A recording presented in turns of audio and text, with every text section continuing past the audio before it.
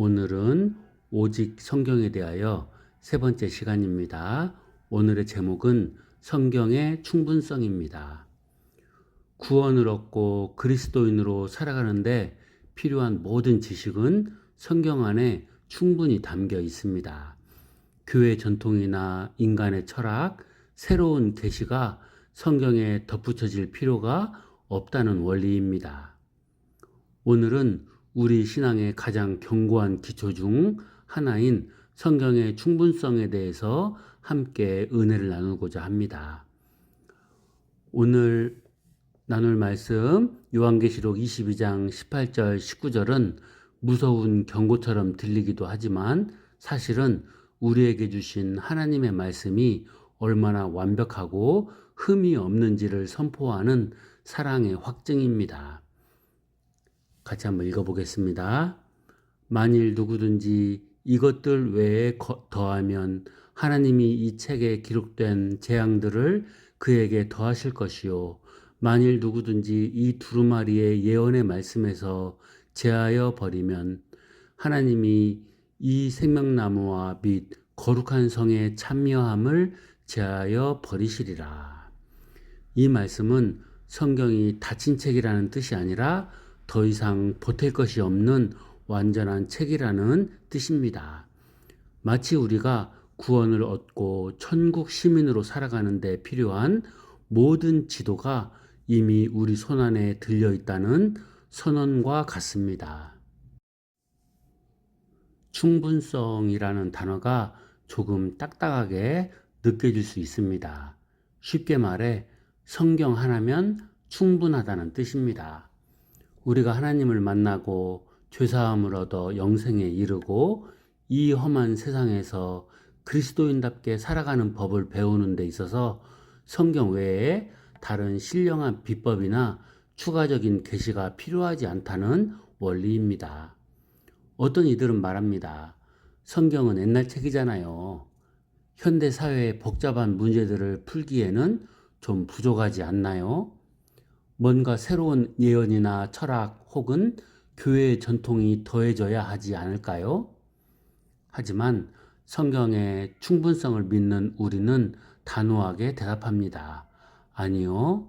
하나님은 우리에게 필요한 모든 것을 이미 성경에 담아 주셨습니다.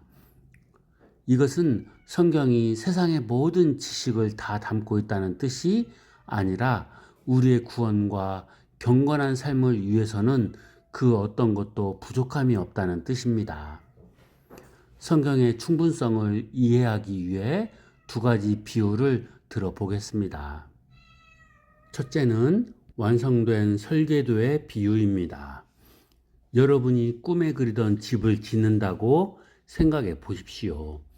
최고의 건축가가 완벽한 설계도를 그려주었습니다. 거기에는 기둥의 두께, 전선의 위치, 배수구의 각도까지 완벽하게 적혀 있습니다. 그런데 집을 짓는 사람이 내 생각엔 여기가 좀 허전한데 라며 설계도에도 없는 기둥을 마음대로 세우거나 이 선은 너무 거추장스러워 하며 중요한 배선을 빼버린다면 어떻게 될까요? 그 집은 무너집니다. 성경은 하나님께서 우리 인생과 구원을 위해 주신 완성된 설계도입니다. 여기에 인간의 철학이라는 페인트를 덧칠하거나 세상의 유행이라는 장식품을 억지로 끼워 넣을 필요가 없습니다. 설계도대로만 살면 우리 인생은 하나님이 기뻐하시는 거룩한 성전으로 완공될 수 있습니다. 둘째는 생명의 생수 비유입니다. 사막을 걷는 갈급한 여행자에게 필요한 것은 오직 깨끗한 물입니다. 물에 설탕을 타거나 색소를 넣는다고 해서 갈증이 더 잘 해소되는 것이 아닙니다. 오히려 불순물이 섞이면 배탈이 날 뿐입니다. 성경은 우리 영혼을 살리는 순수한 생수입니다. 여기에 인간의 전통이나 새로운 계시라는 첨가물을 넣는 것은 생수를 오염시키는 일입니다. 우리는 오직 기록된 말씀이라는 순수한 샘물만으로도 영원히 목마르지 않을 수 있습니다. 왜 우리는 성경만으로 충분하다고 고백해야 합니까? 첫째, 성경의 저자가 하나님이시기 때문입니다. 성경은 단순히 인간의 기록이 아니라 성령의 감동으로 기록된 하나님의 말씀입니다. 완벽하신 하나님이 주신 말씀에 결함이 있을 수 있습니까? 하나님이 우리에게 구원의 길을 가르쳐 주시면서 중요한 걸 깜빡했네? 나중에 다른 사람을 통해 알려줘야지 라고 하실 분입니까? 결코 그렇지 않습니다. 전지전능하신 하나님은 우리에게 필요한 모든 매뉴얼을 이미 성경의 마침표까지 찍어 주셨습니다. 둘째, 예수 그리스도가 계시의 완성이기 때문입니다. 구약 시대에는 선지자들을 통해 부분적으로 말씀하셨지만 마지막에는 아들 예수 그리스도를 통해 직접 말씀하셨습니다. 예수님은 다 이루었다고 말씀하셨습니다. 예수님의 십자가와 부활, 그리고 그분이 가르쳐 주신 말씀 안에 모든 구원의 진리가 농축되어 있습니다. 그러므로 예수님 이후에 또 다른 새로운 계시가 필요하다고 주장하는 것은 예수님의 십자가 사역이 불충분하다고 말하는 것과 같습니다. 오늘날 사탄은 성경을 없애려 하지 않습니다. 대신 성경에 슬쩍 무언가를 덧붙이거나 빼려고 유혹합니다. 하나님의 말씀보다 세상의 성공 처세술이나 심리상담 기법이 내 마음을 더 잘 고칠 수 있다고 믿는 유혹입니다. 상담과 학문이 유익할 수 있지만 인간의 근본적인 죄의 문제와 영혼의 치유는 오직 말씀만으로도 가능합니다. 내가 어젯밤 기도 중에 하나님께 직접 이런 음성을 들었다며 성경에도 없는 내용을 진리처럼 선포하는 이들이 있습니다. 성경의 충분성을 믿는 성도는 아무리 신비로운 체험이라 할지라도 그것이 성경의 범위를 벗어난다면 단호히 거부해야 합니다. 우리 교회는 옛날부터 이렇게 해왔어 라며 성경보다 전통을 앞세우는 경우입니다. 전통은 존중받아야 하지만 성경 위로 올라갈 수는 없습니다. 우리가 성경의 충분성을 교리로만 알고 삶에서 적용하지 못한다면 그것은 비극입니다.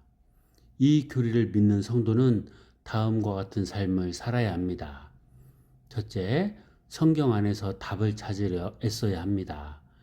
인생의 고난이 찾아올 때, 관계에 어려움이 생길 때 가장 먼저 무엇을 찾으십니까? 인터넷 검색창입니까? 아니면 성경입니까? 성경이 충분하다고 믿는다면 우리는 무릎을 꿇고 말씀을 펼쳐야 합니다. 시편의 위로 속에, 잠언의 지혜 속에, 바울의 권면 속에 여러분이 직면한 모든 문제에 대한 영적인 해답이 들어 있습니다. 둘째, 기록된 말씀 밖으로 넘어가지 마십시오. 호기심에 이끌려 성경에는 없는 비밀이 있지 않을까라며 이단적인 가르침이나 검증되지 않은 신비주의에 기웃거리지 마십시오. 하나님은 우리에게 감추신 것이 없습니다. 구원에 필요한 모든 것은 햇빛 아래 드러난 것처럼 성경에 명확히 기록되어 있습니다. 성경이 가는 곳까지 가고 성경이 멈추는 곳에서 멈추는 것이 가장 안전하고 복된 신앙입니다. 셋째, 말씀을 내 삶의 최종 권위로 모셔야 합니다. 내 기분, 내 경험, 세상의 상식이나 성경 말씀이 우선되어야 합니다. 내 생각에는 이렇지만 성경이 저렇게 말씀하시니 나는 말씀을 따르겠다는 그런 고백이 바로 성경의 충분성을 인정하는 삶인 것입니다. 여러분의 손에 들린 그 성경책은 결코 부족한 책이 아닙니다. 이 책은 죽어가는 영혼을 살리기에 충분하고 연약한 성도를 온전하게 세우기에 충분하며 우리가 천국문에 입성할 때까지 우리 발을 비추는 등불이 되기에 충분합니다.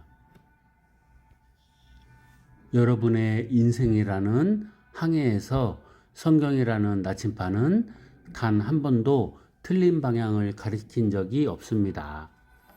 거친 파도가 몰아치고 안개가 자욱할 때 이것만으로 될까라는 의심을 버리십시오. 오직 기록된 말씀을 붙드십시오. 그 말씀이 여러분을 가장 안전한 항구 하나님의 품으로 인도할 것입니다. 성경 한 권이면 충분합니다.